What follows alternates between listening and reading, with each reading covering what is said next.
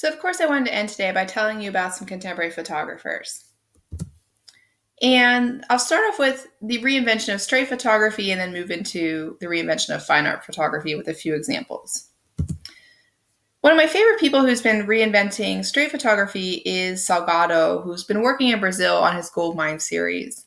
And I gave you kind of a mosaic, right, of various photos that he's taken.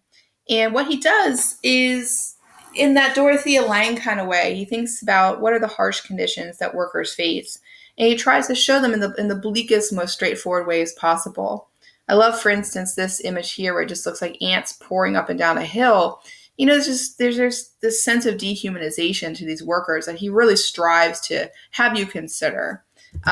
So I think his work is really a great example of a straight photographer working today. Also, some people reinventing fine art photography that I find interesting. Sandy Skulaglund is one of them. I've been a fan of these works since I was very young.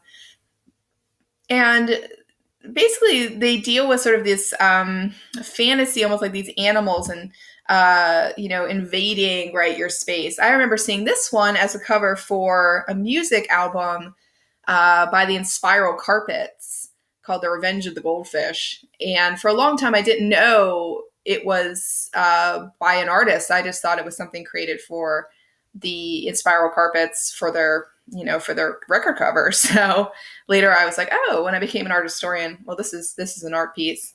And I love this sort of sense of, again, danger, but playfulness that Skoglund deals with. Another personal favorite is Cindy Sherman, who started doing photography work in the 70s, considering the idea of identity for women.